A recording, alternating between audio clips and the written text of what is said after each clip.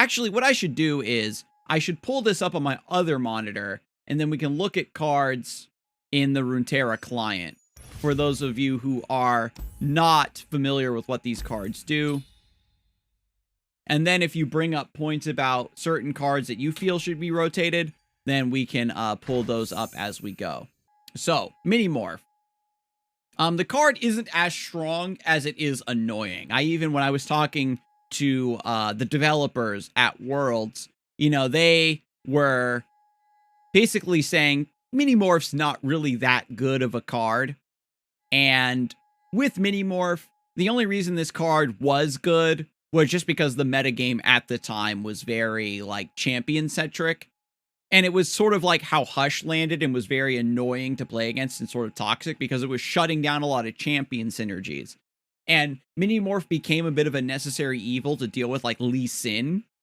And if they had just nerfed Lee Sin the way that he had it, Lee Sin had nerfs coming for so long, and they just refused to pull the trigger on it. If they had nerfed Lee Sin, Mini Morph maybe didn't really need to exist. This is a card that Bandle City had, and it was allowing them to spec in to counter things that they should be losing to, right? When you have, Bandle Tree, we all remember Bandle Tree, where if you would run, one or two Mini Morphs, so you could beat Lee Sin to keep from OTKing you before you got your Bandle off. We get the raid from Santa, TCG. Welcome in, everybody. What's up? What's up? Welcome in. Yo, Glor, what's up? This card is useless now because they nerfed Viego, Scion, and Lee anyway, so why did they print it? Exactly, Glor. That's my point exactly. Viego's good now. Viego is his own problem. We saw how oppressive he is to the styles of decks that are able to see play when he is playable in a good tier 1 deck. And that's what I mean. Mini Morph was printed as a safety release valve for problems that they eventually couldn't solve by just having Mini Morph in play. They had to nerf those, because it's not enough to have one region have one tool that deals with those sorts of decks. And so I think that Mini Morph can just be rotated because it is used to just kind of answer toxic designs that just got nerfed anyway, and gives Bandle City access to a tool that they specifically probably should not have access to. Especially now that Bandle City has puzzling signposts. Now they can answer spells and big skills. They shouldn't also be able to be resilient towards very specific auras or overwhelm synergies, right? And to be fair, Bandle City still has, stuns, which deal with overwhelm. And that's what made Mini Morph so obnoxious, was that they could run a really strong strategy, and then Mini Morph was a fantastic catch-all for other strategies. That's right, puzzling signpost doesn't stop skills. So I guess that's good. Then there's some other cards in Bandle City that pretty much all need to rotate for the same reasons.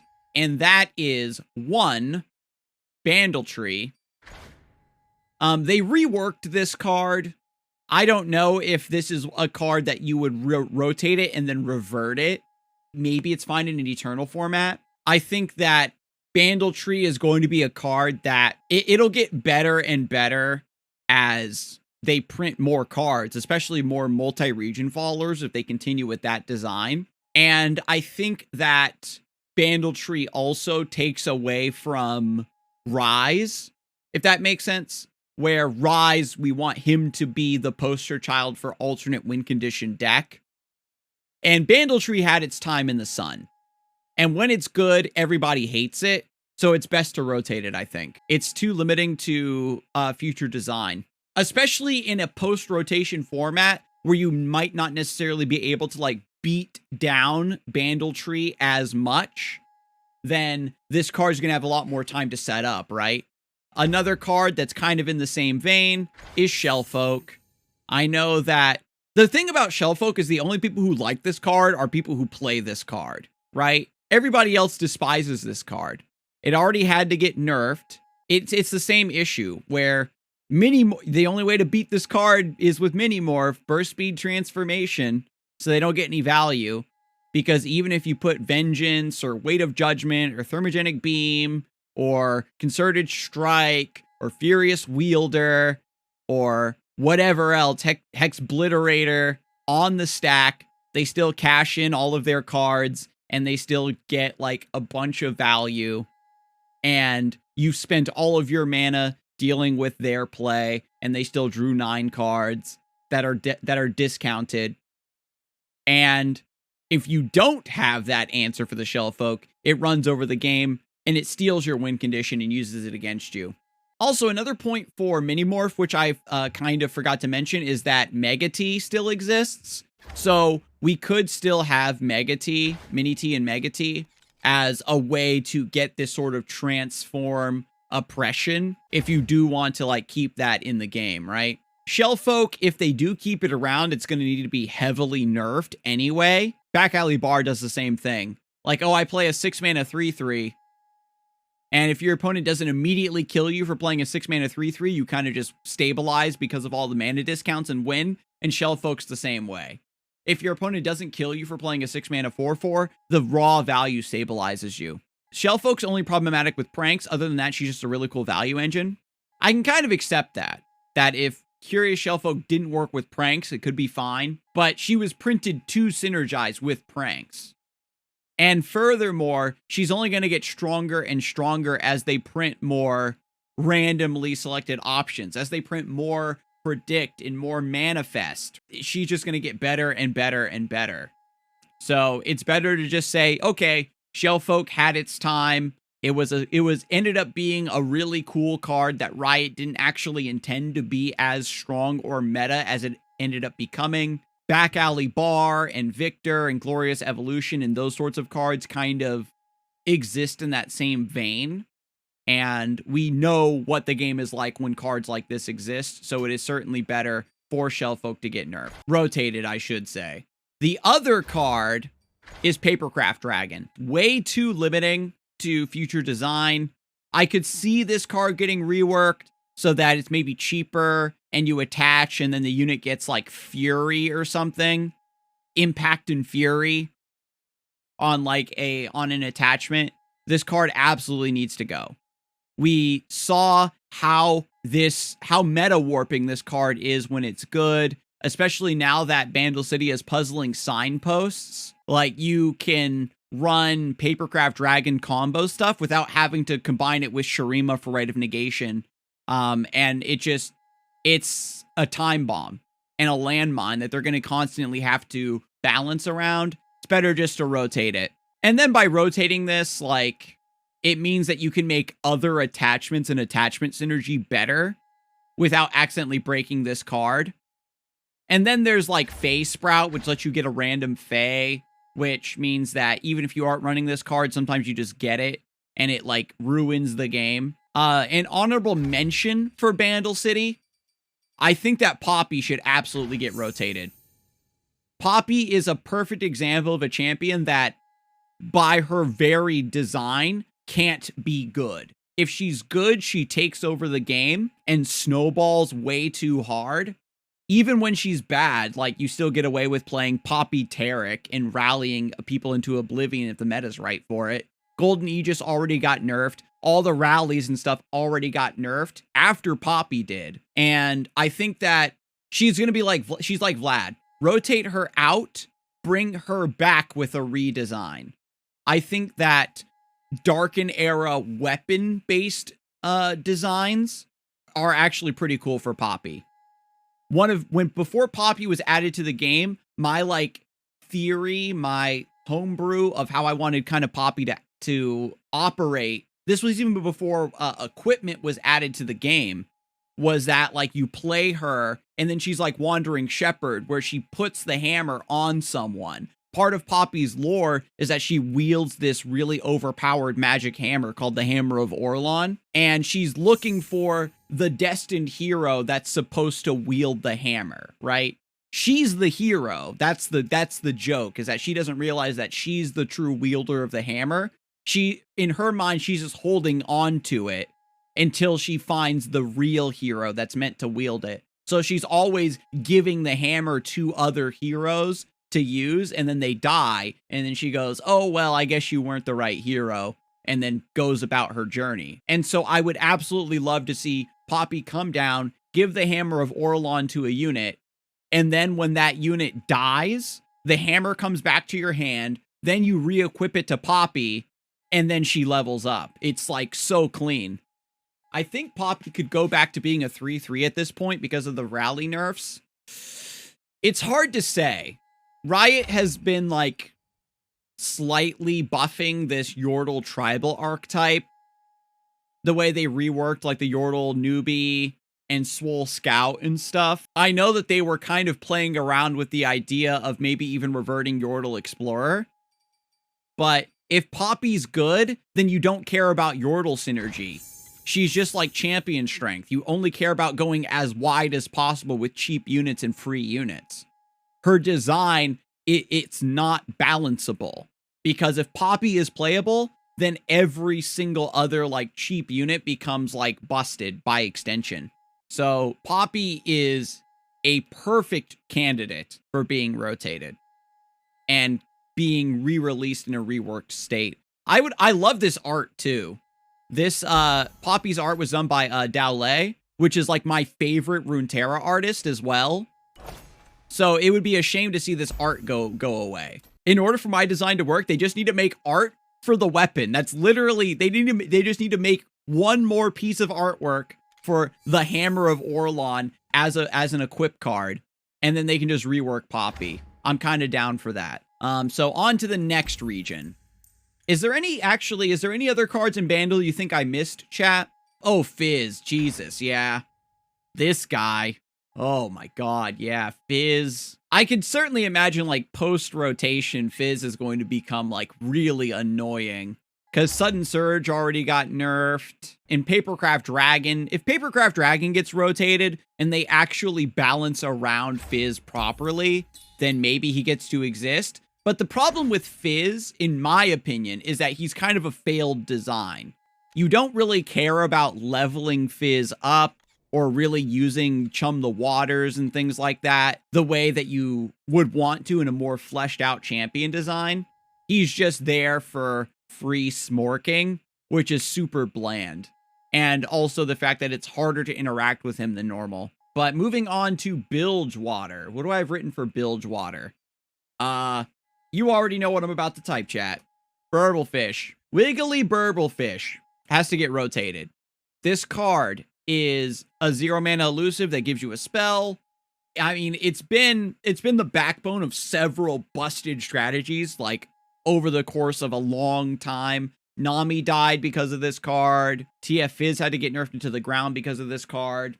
The other issue with Burblefish is that it's very limiting to what 1-mana spells you're allowed to print. You can't print good 1-mana spells when Burblefish is meta, because then you're just giving good spells to that deck. And we saw it with Nami, Burblefish getting Shadow Isles Tellstones and Quietus and stuff like that. It also means that if there's a problematic 0-mana spell, you can't buff it to 1 mana, nerf it to 1 mana, because then Burblefish gets it.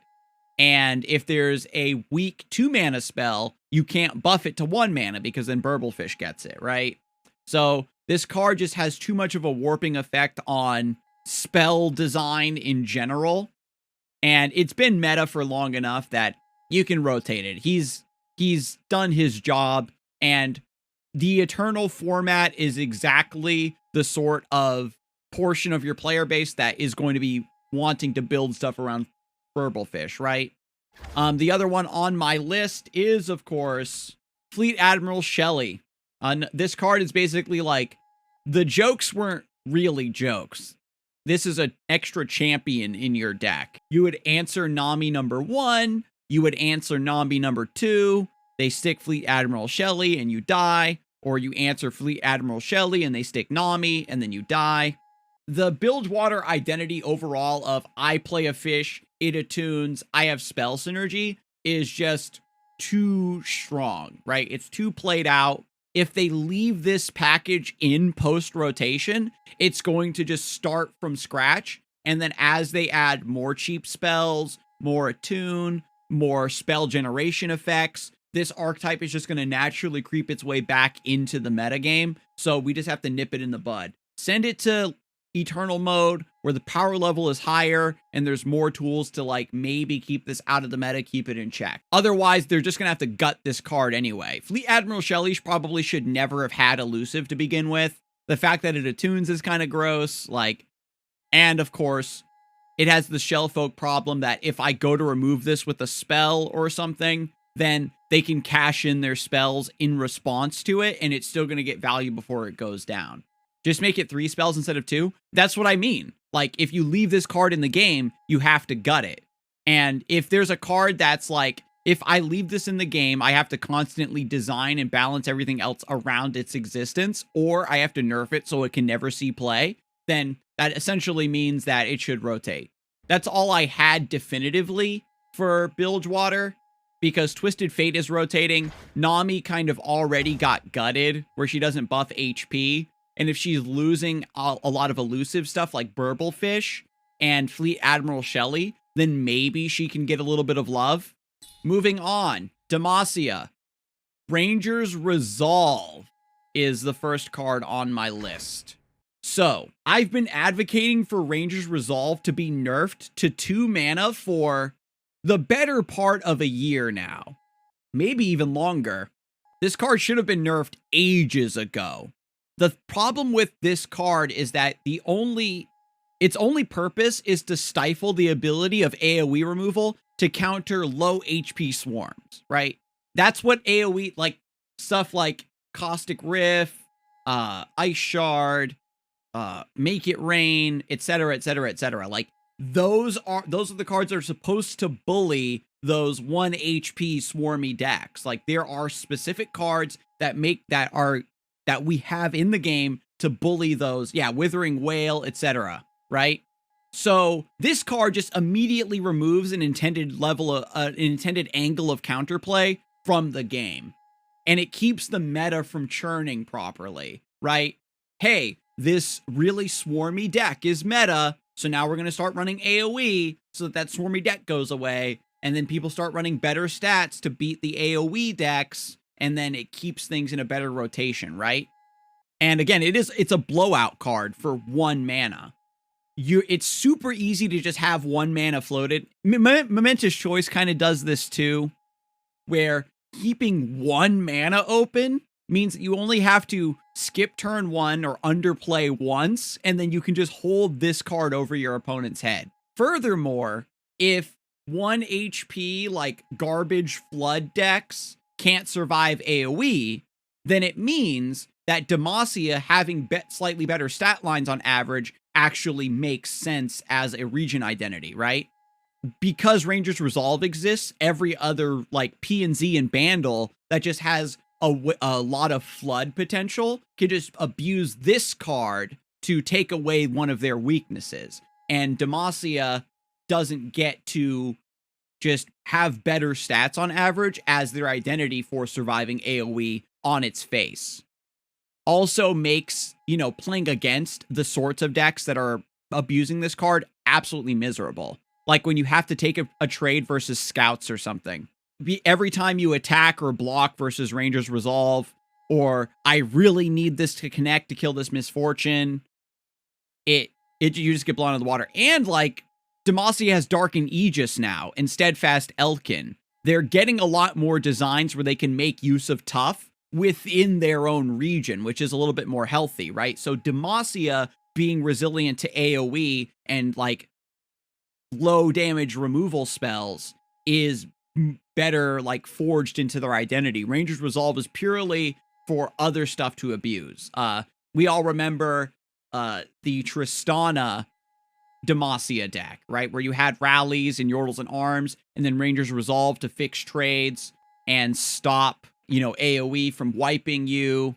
Now we have Champion Strength that's using Ranger's Resolve to protect all their 1 HP units and then blow you up with a big buff spell. So yeah, Ranger's Resolve should be rotated. And if it's like, if Ranger's Resolve goes away, then all of the tempo decks in Demacia become worse. Good. That means that they can print better cards for those decks. And this is just a sore spot that other unintended strategies get to abuse.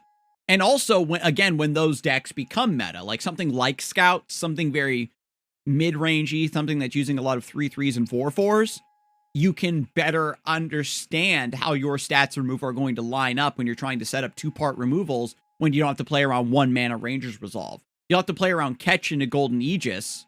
Not Golden Aegis, but Dark and Aegis, but that's only protecting 1 unit. You know what I mean? That's honestly the idea. I am so shocked that it feels that I'm one of the only people that have been advocating for Ranger's Resolve to get nerfed for so long. You think Ranger's Resolve would have a more appropriate if it had a higher cost, but only if you have a scout unit? Does it give tough to all? I mean, if we did that, then Misfortune Quinn gets to use it. Is pretty much the only way.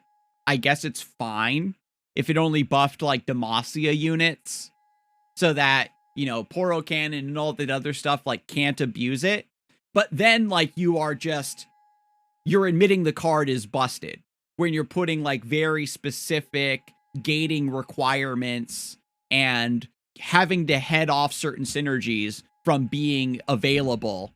Like that's one of the design things that led to Runeterra Champions, where it becomes very hard to print batches of cards for a specific region without buffing other pre-existing decks. So they just started making champions into their own regions so that they're more insulated and it's easier to balance them. So the next card, I mean, I've talked about like Bright Steel Protector already, and that card got nerfed. I had advocated for this card to get rotated, and then it got nerfed. Golden Aegis, I advocated to get rotated, and then it got nerfed. Even Relentless Pursuit got nerfed. So all of these cards that I've been saying probably aren't good for the game. You know, Fiora, I am the biggest Fiora hater of all time. And I think that she kind of sits fine as a 4-mana 4/4. She landed really well there. They could make her a 4-mana 3/4 if they want to make absolutely sure she never comes back. But in a post-rotation, lower power format, Fiora probably will see a little bit more play. Another card in Demacia that needs to be rotated is Cataclysm. I don't think I've heard anybody talk about Cataclysm yet. This one flies under the radar because it's a strong-ass card when the right deck comes along that can use it to maximum effectiveness.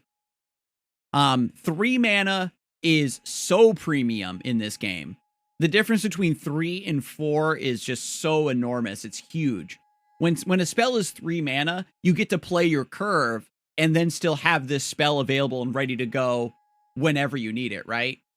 Remove it as a regular card and make it only available from J4. Yes, that is my idea here, is that we rotate Cataclysm, but it's still a card that Jarvan the Fourth can generate. And the fact that Cataclysm is main deckable takes so much of Jarvan the Fourth's thunder away. Because the reason he's good is because of Cataclysm, right? Once he comes down as a 6-mana tempo play with Barrier to like eat something, and then he keeps bullying the opponent with Cataclysms and Barrier until you win the game, right? And so now with Cataclysm, Jarvan has a bit more of a niche. And again, in a post-rotation format, Jarvan becomes very good, in my opinion. There's been several metagames where Jarvan on paper has been very well positioned, but then there's just other decks like Bard that just their stats get way too big, where Jarvan doesn't have the means to actually fight them on board consistently.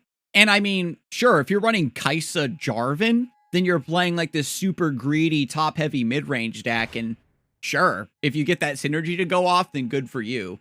But Cataclysm absolutely needs to be rotated, because free attack is... the fact that it's able to be slotted in so easily for cheap is a problem. Like, we see this with Tumble. Being able to start a free attack has so much powerful synergy with quick attack and scout and overwhelm to get extra reps of that as they've added more and more of those keywords and more of those mechanics to the game, Cataclysm's just kind of gotten stronger. Free attack has just gotten stronger. Now we have Hallowed, the Hallowed mechanic, and the Black Flame as well that are triggering off of free attacks in Cataclysm. So I think it's a fine idea to just get this out, because we still have single combat making its way back into the metagame after an eternity. and things like Strafing Strike that kind of want to do what Cataclysm does, and Cataclysm's just always going to overshine those options, as well as any other 3-mana Demacia spell you might want to print. I think we're also falling into the thought pattern of just rotate everything out I hate. It's funny because it's two sides of the same coin, right? Where a lot of stuff you hate because it's so strong and because it's so prominent and common in the game that, of course, I'm not going to be like rotating stuff that's balanced and just chill and fun or bad. But this is a lot of stuff that is very clearly too good and too limiting to future design. I think that I'm kind of hitting on the right targets here. Another card, and not everybody's going to agree with the picks I have on this list. Let me tell you, I'm going to try to speed run a bit because we have a lot to get through. Radiant Guardian needs to be rotated.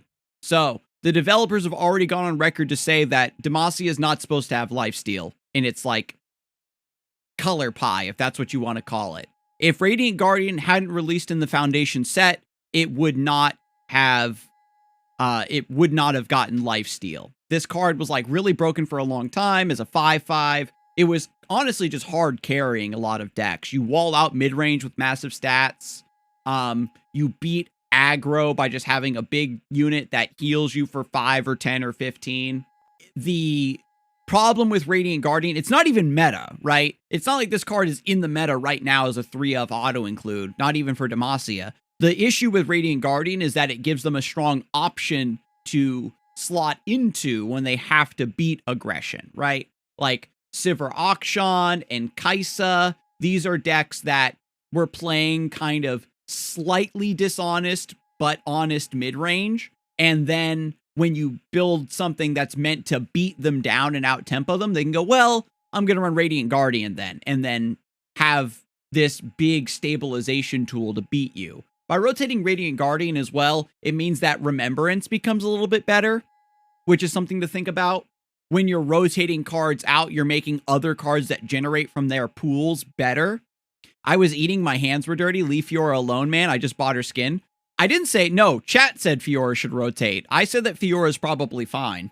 But like I said, Golden Aegis and Bright Steel Protector already got nerfed. If those cards rotate, maybe they get reverted. But anyway, to keep the discussion moving, Freljord's up next. Y'all already know what I'm about to say. Feel the rush. This card's getting rotated. I don't care what anybody says. There's no shot this card does not get rotated. You can feel the rotation, ain't that right? FTR is the definition of limits design space. For Feel the Rush, they took the incredibly cool concept of War Mother's Call and they just made it for babies. There's no more deck building restriction that you have to like account for with your spells and removals and stuff to get to a bigger win condition. This deck only really stopped seeing play as well after like several expansions of Hate released. We got Hush and Falling Comet, way more stuns in the game distributed to other regions, 2 or 3 more like Negation and Deny being added to the game to finally make Feel the Rush not be a good ass card, right? And so, yeah, this card is either just going to sit there and force everyone to make sure it stays bad, or they just rotate it and then they can actually print better Freljord stuff to ramp into, right? This card's one of the reasons that Targon's Peak got nerfed. Honestly, one of the reasons that Targon's Peak even existed as a deck. So then they can think about printing other Freljord win conditions, especially since they printed more ramp with Feral Mysticism. So yeah, Feel the Rush, it's gonna get rotated. I don't know if War Mother's Call is also gonna get rotated and Riot's just gonna say, okay, we're done with this style of deck of I want to cast a big expensive spell and then I win the game 3 turns later. It's much better for them to like print more stuff like Wrath of the Freljord, I think, is like big stuff you actually want to ramp to. She Who Wanders is kind of toxic, but you know what I mean. Buried in Ice is borderline for me. And I'll tell you why in a second. I want to touch on Howling Abyss first. Howling Abyss needs to get rotated. They buffed this card from 7 mana to 6 mana, and I was really worried that this was going to make it a meta card. You could just slot it as a one of and like control Freljord and call it a day. But level 2 champions, this is just limiting, right? Champions leveling up is supposed to be something that you want to build your deck around and accomplish and have that be a payoff. And getting that off of Howling Abyss for free is just like, is antithetical to champion design and also way too swingy in terms of RNG, right? I mean, I can count the number of times on one hand that I've actually lost to Howling Abyss, but it's not the sort of card you want to have in your game. Suffice to say, in my opinion. It was a fun meme card, but it's just the longer it stays in the game, it's just the higher the chance that people are going to find a deck that runs it unironically, and it doesn't feel good to play against. Another card that has to get rotated, I'm sorry, chat, it's got to be Iceborne Legacy. We've seen that this card is just not allowed to be good. I could certainly see this maybe getting a bit of a reversion once it's rotated out, and then we have Iceborne Legacy spiders and stuff competing for meta space in the Eternal format. We have Spirits Unleashed already now. We've got Poro Snacks. I think that they found better ways to implement this design. Wraith of Echoes is like bad on purpose because of this card. Keep Iceborne, but rotate Poro Cannon instead. Iceborne Spiders is cool and dope and should be buffed back up. No. Iceborne Spiders is cool, but it was too hard to evaluate because it was like the deck was bad and then became S tier if you drew 1 or 2 copies of Iceborne Legacy. Poro Cannon is on, spoiler, Poro Cannon is still on my list of cards to get rotated though. I think that Abominable Guardian's got to rotate, y'all. I think that if they want to print more Yetis, we can't have this guy in the game. Because when they print more Yetis, it's just going to become a shit high roll deck. I'm pretty sure they want to print more Yetis in the future. And I just don't want Yetis to be the I high roll Abominable Guardian and win, or I don't and I lose archetype. The honorable mention, I think, is Buried in Ice. This card is tricky because it didn't see a tons of play for a long time. And then finally, the sorts of decks that can really abuse its power rose up.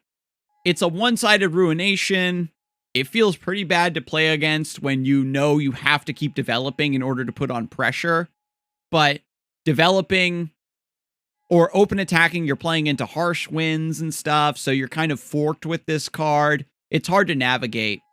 I'd rotate It That Stares before I rotate Buried in Ice. That's a good way to... I think that's a good idea, Glor.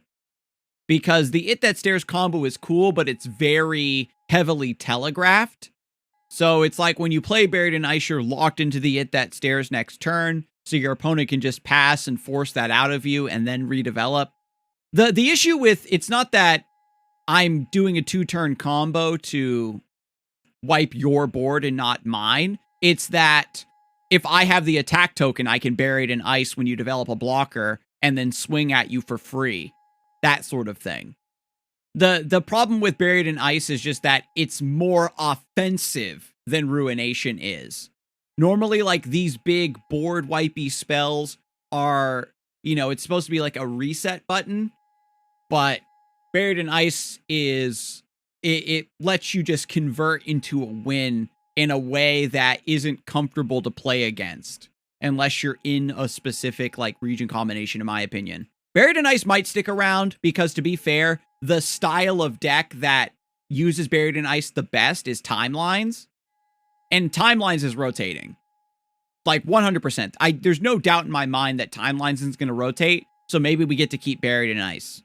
Especially, again, with Feel the Rush leaving, if we print other stuff that wants to kind of play in the same space of landmarky, overwhelming kind of ideas, then maybe Buried in Ice is fine. But next up, my favorite region, Ionia. Y'all already know what I'm about to say. I'm gonna give y'all a few seconds to post it in the chat. What's my top Ionian card that needs to rotate? The long time viewers know. The long time viewers know. Yes, Zanes. Yes, it is Twin Disciplines. This card needs to go to the damn Shadow Realm. Listen, Ionia has so many 2-mana answer and protect my stuff cards that will never see play ever for the rest of time because Twin Disciplines exists. And I would rather that Ionia gets to make a meta call or just have good deck building principles by saying, ooh, this deck wants Syncopation, or ooh, this deck wants Nopify, or Lead and Follow, or, you know what I mean? Gruesome Theater. I don't know. They can print more stuff. Even if they wanted to print a good 2-mana combat trick for Ionia, it's never going to be better than Twin Disciplines. This card makes it impossible to print that sort of stuff. And it's annoying for other, Wuju style, which is just Twin again. Exactly. If Twin Disciplines rotates, then we can run Wuju style and Momentous Choice.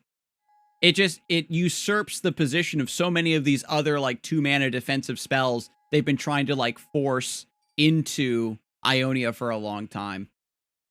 I agree that Twin Discipline shouldn't give +3 HP. I do agree with that. Another card that I think should rotate is probably Deathmark. This card is, like, very cheeky.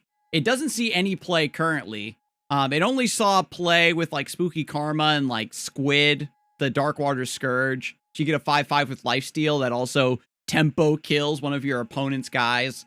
And it was only answerable with, like, single combat. But it's just that over time, ephemerals become more and more common as a keyword. The way that we generate fleeting spells. Yeah, Viego can use it. But I think that we've been seeing much more ephemeral units, like, in the game recently. And the ephemerals archetype is just way better than it's ever been. Like, cards that are balanced around being ephemeral get broken because of Deathmark. And I think that it's better for Riot to just rip off the Band-Aid now, while this card doesn't see play, and then just avoid the headache later. The other card, I think that people forgot about this card, but it's going to rotate, is Flurry of Fists. This card already got nerfed. Papercraft Dragon is probably going to rotate, but it's better to also send this right along with it. It's just future-proofing. I think that double attack is just nuts, right? And Riot has done a good job of resituating double attack back into its intended purpose of it being a champion-based payoff mechanic, right? Like Kale's level 3 has double attack. Lucian has double attack. Double attack, again, should be a champion-based stretch goal kind of finisher. Not a, if I have anything that lives, you explode card. Especially how quick attack has become more common as a design crutch. Like, a lot of champions have quick attack so that they can attack and defend themselves easier. Well, they can attack without having to worry too much about needing removal and combat tricks. So it keeps, like, the combat of the game up and running at a faster pace. And so, again, this is just limiting spell discounts, overwhelm, double attack, quick attack. It limits what kind of stuff you can do. We saw this card get broken. We saw what happens when this card is good. So it's better to just make sure it just goes away and we don't have to keep having to plan around it. And I mean, we've got, like, Horns of the Dragon, which is a 6-mana 4/6, I think, that has double attack.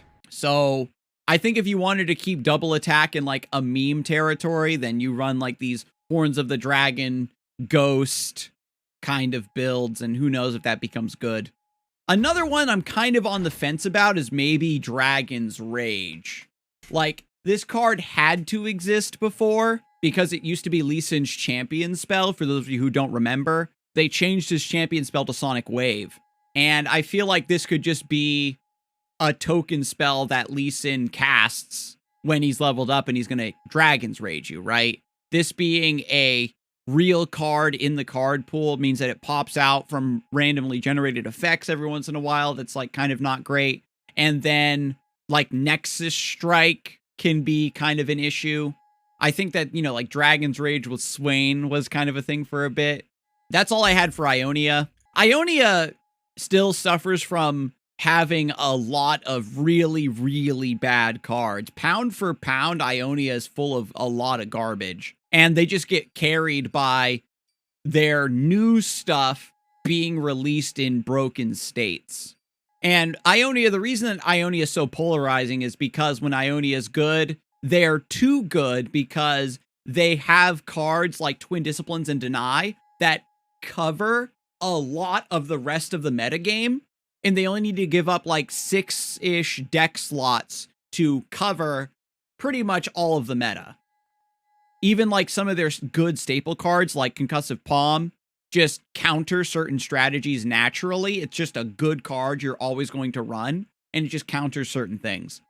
So they get to be very greedy with doubling down on their power and win conditions, and they account against the rest of the metagame with only a few cards. So they automatically fix a lot of their theoretically bad matchups. But anyway, to move on to Noxus, I think the first card that needs to rotate is, where is it? This thing. Crimson Bloodletter. Vladimir's going bye-bye. Crimsons are going to be left in like this very nebulous floating state. We already printed Crimson Pigeon, and if we rotate Bloodletter, it means that Crimson Curator, you know, has one less shitty card to generate. You think Rearguard should rotate. Now that Decimate got nerfed, here's the thing. Decimate got nerfed because of Rearguard. And now that the Noxus doesn't have as much over-the-top, like, burn to kill you with, it feels more appropriate for them to have early game good-ass stats. I personally do agree that Legion Rearguard has a ripple effect on other 1-drops in the game. Every playable 1-drop in this game is a 2-1 or a 2-2, so that you can trade 1-for-1 into Rearguards. Flock. The problem with Flock is that when it first came, it was just a control tool. It was fine. But now we're seeing a lot more cards that can use this as a tempo tool. Previously, Noxus didn't have the overall threat and tempo to make use of Ravenous Flock. And now we see cards, decks that can use 1 mana, I answer this, and then start swinging on you. Ravenous Flock is also like 2-for-1, but the way you uptrade into stuff is like really egregious. I could see Flock getting nerfed to 2. Flock wasn't on my initial list. Bloodletter just makes Crimson Curator better by rotating this card, is basically my reasoning. Red Gwen would still be very viable without Ravenous Flock, in my opinion. And Ravenous Flock was probably at its most busted in Riptide Pirates and Bandletree. Another card in Noxus that absolutely has to rotate is Ruined Reckoner. This is sort of the same reasoning as Cataclysm, where free attack is just kind of too good. This card, like, I think Red Gwen is fine without this card, but this just makes it so that we don't have this extra, like, free attack floating around. I'm still very surprised that Ruined Reckoner hasn't been nerfed to, like, a 3-2 by now. And it's kind of just there to enable cheesy stuff. So better to just take this out of the equation, in my opinion. I wonder if Fallen Reckoner will rotate. It's not in any deck except specifically Red Gwen. And ironically, it's like, are we rotating out these cards just because they're in Red Gwen? And I don't like it. Because in terms of like a tier 1 deck, some would argue like a tier 0 deck, like Red Gwen is probably the healthiest one we've ever had. So maybe one of these 2 Reckoners, I think that Fallen Reckoner can stay, but Ruined Reckoner has got to go. And the final card that has to rotate in Noxus is Survival Skills. This card is like very miserable if it does become a meta card again. It makes it so difficult to participate in the game meaningfully. Like we saw like the nerf to Unforgiving Cold, the sorts of cards that you can just hold over your opponent and they can't make any if they try to take the risk, they get completely blown out of the game against this card. And it's 0 mana, right? Like 0 mana, burst speed, invincibility for 1 round is not okay. And if survival skills doesn't exist, then maybe Draven's allowed to come back. You know, Scion and like other mid-range Noxus builds are allowed to kind of hang on because they don't have this level of resiliency, right? Because Noxus isn't a defensive region, and then suddenly they just have survival skills. Hard casting survival skills is hype, to be honest. So if they wanted to keep this in the game, they'd have to take away the discard thing and make it a hard cast. I just think it's just better to future-proof it by taking this out of the equation for Noxus. And then mid-range discard is allowed to maybe be stronger because they can't also blow out removal-based decks with survival skills or other mid-range decks with survival skills and then take over the game. Moving on, P and Z. I already said it. Nobody's going to be shocked when I say that Concurrent Timelines is rotating. This card was supposed to be a for fun meme, and it immediately like became annoying and meta on like 3 or 4 separate occasions. It's super limiting to on play and on summon effects and design for the future. So just get this shit out of here. Unhinged. You can't come in this chat and tell me you like timelines, bro. There's no way. You of all people? No way. There's no way that you're a timelines apologist. You think you know a person, chat. You think you know a person. Ezreal's getting rotated. We really haven't learned our lesson yet. We really haven't learned our lesson after all this time. Ezreal's got to rotate. There's no way. There's no shot that he gets to stay in the game. Not with Seraphine in the game, too. Like, and whatever other spell-based champion they want to print. There's no way. Poro Cannon. I said once again that Poro Cannon, maybe the Daring Poros get Quick Attack, and the Nimble Poro in Ionia gets its Quick Attack replaced with Elusive. I think that this card could just rotate. For real, for real. This card's way too limiting to actually making Poros good. And this 0 mana enables, you know, Jury Rig and Flame Chompers. If this card didn't exist, maybe Boom Baboon gets to go back to being a 3/1. It's hard to say. But if this card gets reworked or rotated, I'm fine with both outcomes, I think. Other players are like, oh, it should only give you 1 Poro, which is also probably a fine change. And the fact that, like, you also get to main deck this Elusive Poro is whack. The next on my list is Ambush. This card did get nerfed already. And I think that we probably should just get rid of it altogether because we have Sumpworks map already and Scavenge Camo Cloaker now. And the fact that this also gives attack on top of the Elusive is just kind of like, come on. Like, maybe just take this out of consideration for, especially if it gets randomly generated or something. Another card that I haven't really heard anybody talk about yet that I think absolutely needs to get rotated is Trail of Evidence. This card needs to go away. The reason is because Riot already talked about how, like, pools of randomly generating stuff just get bloated and bloated over time. Here's the reason. We have more stuff in the game that generate 2-mana spells now, but this card also then generates another 2-mana card. So it creates 3 problems. Either you just get another meaningless step of generating your random card that just wastes time, or the additional spell proc matters for procking a synergy or leveling up a champion, or Trail of Evidence sometimes becomes a unit. So you use a spell generation effect that can get Trail of Evidence, and then you've generated a unit. And so that's kind of unintended with spell generation, right? So I think that Trail of Evidence should just be taken out of the pool because it just adds this weird, unintended extra middleman to these RNG effects. Next up, Station Archivist, if I could spell. Station Archivist. This card, I'm wondering if this card is like the perfect candidate for just getting rotated and then reverted. So I don't know if they would revert this card if they rotated it, but it definitely should be rotated. And the reason I want this to rotate is specifically so that it can be reverted. If it stays, it's still just going to remain bad, in my opinion. I went over Bandle City already, but somehow I missed Aloof Travelers. I think this card does need to rotate. Timelines is rotating, so this card won't be as egregious for sure. And on paper, Aloof Travelers feels like it should exist, I think. Where you have a card that you tech in to beat expensive win conditions, especially now we have stuff like World Ender. I'm discarding the Harrowing.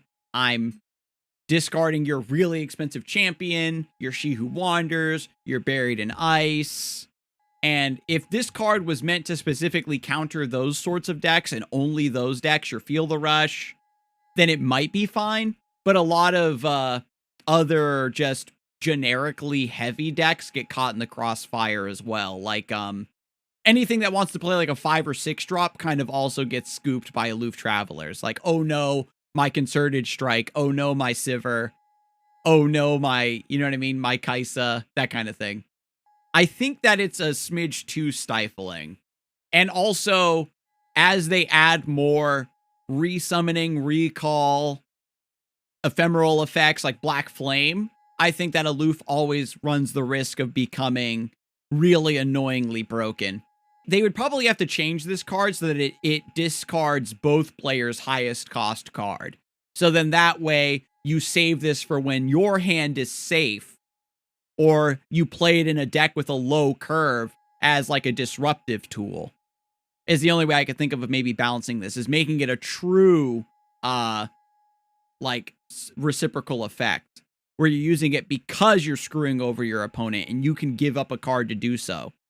I've got Back Alley Bar on my list. If this card doesn't rotate, they're going to have to gut it, I think. Where Barkeep is going to have to be like a 1-2. And then Back Alley Barkeep is never going to be playable. You're discounting your spells as well and doubling up with Victor. So then Seraphine gets to double up 4 mana spells and 3 mana spells as well. So it also allows Seraphine's powerful duplication effect, her Karma level effect, right? Karma was a champion whose entire like power is to duplicate spells. Like it allows Seraphine to do that with things that are unintended for her. So now getting to Shadow Isles, Go Hard, absolutely can be rotated. In the Eternal format, all of the synergies and card draw and stuff like that is going to be there with Twisted Fate, and a Go Hard deck would be much more manageable in that environment. I think that Viego should actually rotate. He's very... we've already seen how much he strangles the metagame when he's good. He's very decisive when it comes to what archetypes are allowed to be played when he's good.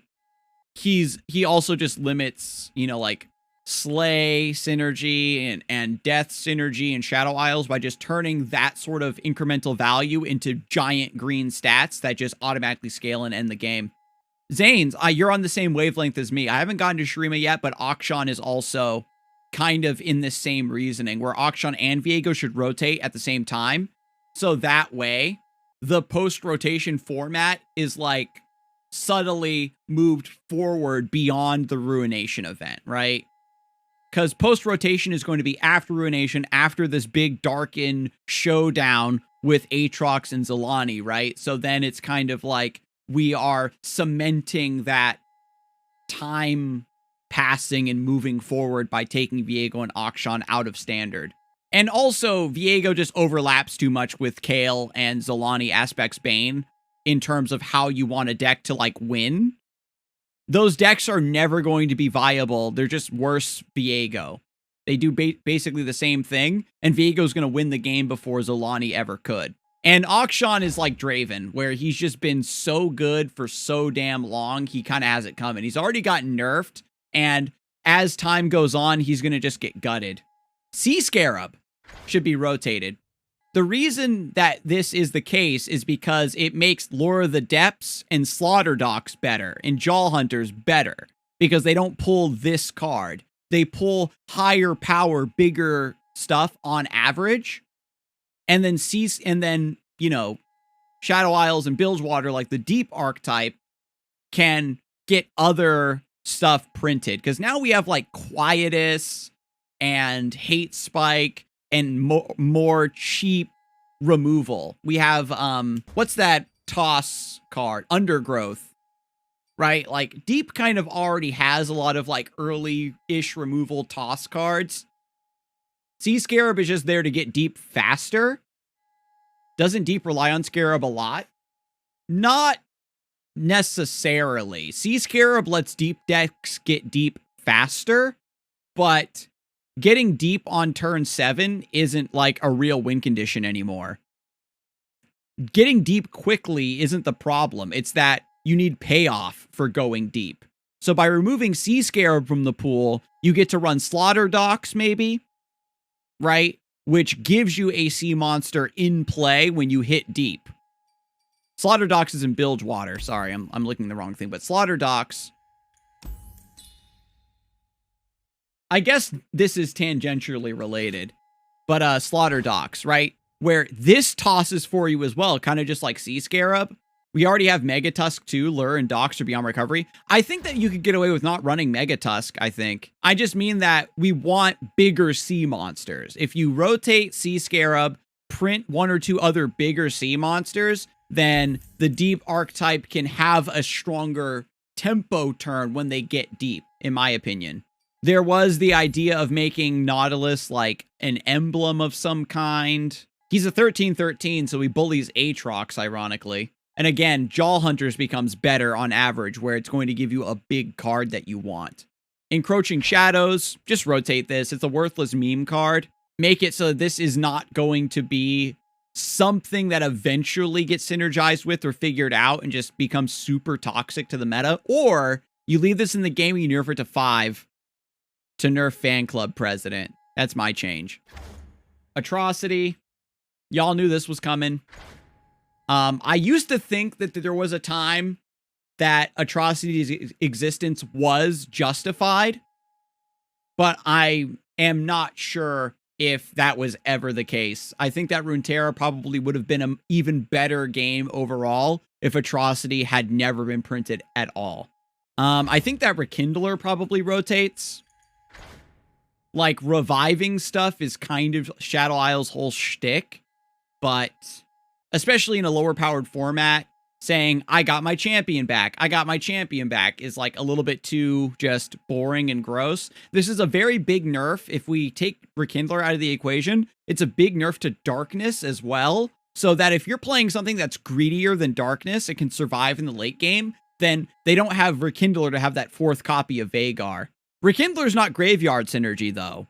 It's only used with abuse cases like Anivia and stuff. Rekindler gets to stay specifically so that Anivia can exist, especially if Minimorph rotates out. We're gonna baby Anivia. We'll let Rekindler stay, but Spectral Matron's gotta go. This card, we knew when this card was, we knew that this card was gonna be bad until it wasn't, and that's exactly what happened. We found a couple decks that abused it. They had their time in the spotlight. Good job, Spectral Matron. But now it's time for you to go so that they can print more stuff, right? Spectral Matron is always going to be a card that breaks 9 drops and 10 drops, especially when they have on-summon effects. And getting 2 bodies in 1 action, as I said, I even got a chance to say it during Worlds, it's one of the strongest things you can do in Legends of Runeterra. I'm really glad that we found a couple decks that broke that card, but we can put her to rest now. Moving on to Shurima. Akshan getting rotated. Same reason as Viego, removing ahead, removing forward and away from the Ruination event. He's just been very, very, very good since he was released. Has Akshan ever been outside of tier 2 since he came out? And then with like weapons, it just put him over the edge, right? Swinging Glaive and Bloodletters and stuff are just way too snowbally on him anyway. Yeah, so basically, as they've been printing more and more cards that target your units, it just accelerates Akshan way too fast. And yeah, so he just needs to go. He landed, he did his job, he worked, and He was just a scrappy mid-range value guy. And then we even found busted stuff to do with the Font of Power and infinites and duplication. We played him honest. We played him dishonest. We made him broken. We got to see Akshan start from scratch and then, you know, become a monster in the game. So he deserves to get rotated and get his jersey number retired, essentially. I had sort of this idea as well that maybe Rek'Sai could get rotated, as like if we're kind of rotating around like storyline purposes, where Rek'Sai and her brood go dormant and then come back for the Belveth event. Because now Belveth is the next big like threat that the world has to prepare for, right? And if Rek'Sai comes back in a new form with new void monsters, could be kind of sick. And Lurk had its time as well, right? Like, that's a deck that started off as a bit of a meme. Players got really good at piloting it. I got tons of LP off of Lurk, but people generally don't like it, but it did what it did. Lurk is based, though. Absolutely based. Whatever will Lurk players do now? They'll just play Acolytes, right? If you want big tempo scaling stats, then just play Acolytes. You're fine. I think that there's a chance that Absolver also rotates. This is kind of an Akshan card anyway. And, you know, oh, boo-hoo, Sivir doesn't get to do AoE Overwhelm. Or boo-hoo, Sivir, Talia doesn't get to do Burst Speed Overwhelm. But Talia has Herald of the Magus and stuns to open up her damage. And Sivir, especially with Swinging Glaive and stuff, has better ways to get Overwhelm, I think. And then Kaisa has Supercharge and her second skin. So I think that Absolver is just, we want the sorts of decks that want that Overwhelm idea to finish games to jump through their own hoop to get it. Yeah, you can run Might and Noxus as well. So I think that, and then Absolver is kind of annoying because it's also buffs HP, so you can use it randomly for defense. So it's like, eh. I think that if Absolver rotates, I'd be more than happy. So moving on to Targon, I actually didn't have a lot of thoughts about Targon. They are like Ionia, where they have a lot of garbage, but their good stuff is good. They've got a lot of strong designs and ideas here. There's nothing that's directly limiting, like super limiting to what you can do. Taric, yeah, Taric is limiting to like rallies and targeting spells. Yeah, Taric is a victim. He never, even in those rally decks, he never got to do what he wanted to do, which is cast his ult and say, me and my supported ally cannot take damage or die. Like, we never really even got to see any of Taric's meaningful synergies. It was just, haha, I'm broken with this one interaction, get fucked.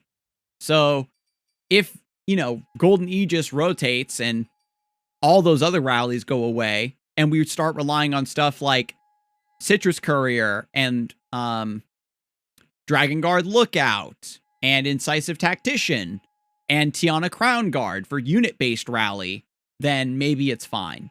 Taric can chill. He can stay. Because he's also really fun in Starhound Pack, and I love duplicating Pale Cascade and Guiding Touch to draw more cards.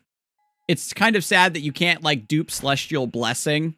Maybe there's a way that they could, like, open up his design to somehow work with those cards. A spell that targets only me in play. That's a very weird way to word it, but it would be kind of cool if you could Celestial Blessing Taric in a card in hand, and then Taric would cast Celestial Blessing so that you'd buff his supported ally and then that card in hand again. You think Pantheon should rotate? Ooh. That, I didn't think about Pantheon, but I wonder. Yeah, I think that what they could do with Pantheon, if they keep him in, they should just normalize his keywords. I wouldn't mind Pantheon having a different level too.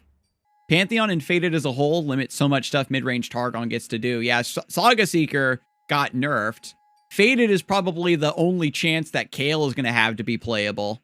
But the only cards I had specifically on my list for Targon was Peak.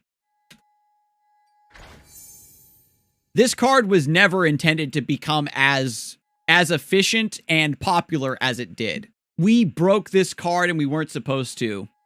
And if we ever figure a deck out for Targon's Peak again, Riot is going to nerf it again. It's not supposed to be a good, solid, playable deck. And to be fair, I said this before, is that the reason Targon's Peak became popular was because the meta game itself facilitated ignoring what your opponent was doing. There wasn't any meaningful interaction in the game at the time. So you just played a deck that didn't care about what your opponent was doing, and you just went over their head and ended the game. If the meta does become that ignorant again, we want to fix that meta. We don't want to just make another card that just allows you to ignore the meta and just add fuel to the fire. Another card I think that maybe we could get away with not existing is Hush. I think that Hush has kind of been out of the game in a meaningful way for a long time, that maybe we can let this slide. To be fair, Spell Shield got way, way, way more popular, so that Hush wasn't able to hit the stuff you wanted to hit. But I think maybe we've kind of grown past the need for Hush as a failsafe. Also, it's bad versus Attach. That's true. That's very true. Moonlight Affliction, oh my god. They might rotate Moonlight Affliction. I forgot about that card. Holy shit. This card, that the card that keeps tricking me into thinking that Nightfall can actually close games. They might rotate this card, no cap. But anyway, those are all the cards that I want rotated. And so, again, just to quickly run through at the end here, Mini Morph, Vandal Tree, Shellfolk, Papercraft Dragon, Poppy, Burblefish, Fleet Admiral Shelley, Ranger's Resolve, Cataclysm, Radiant Guardian, Golden Aegis, Bright Steel Protector. This isn't exhaustive, but Feel the Rush, Howling Abyss, Iceborne Legacy, Abominable Guardian, Buried in Ice potentially, Twin Discipline, Deathmark, Flurry of Fists, Dragon's Rage, Crimson Bloodletter, Ruined Reckoner, Survival Skills, Concurrent Timelines, Ezreal, Horo Cannon, Trail of Evidence, Ambush, Station Archivist, Aloof Travelers, Back Alley Bar, Viego, Go Hard, Sea Scarab, Encroaching Shadows, Atrocity, The Rekindler, Spectral Matron, Akshan, Rek'Sai, Absolver, Targon's Peak, and Hush. Yeah, I hate pranks too. There's a lot of stuff I hate, but doesn't like limit the game the way these other cards do. I mean, I could go deeper, but I know that Riot isn't just going to be like scooping the guts out of the game. They're just, the point of rotation is to get rid of like cards that are always going to be problematic or super hard to make new cards in the game because you're going to break them somehow. And Fan Club President should probably also get rotated if we're talking about cards that do that to the game. For real, for real. All right, but that's all the time I have for today, y'all. Thank you for stopping by. Big shout out once again to Santa TCG for that raid. And I will see you all next time.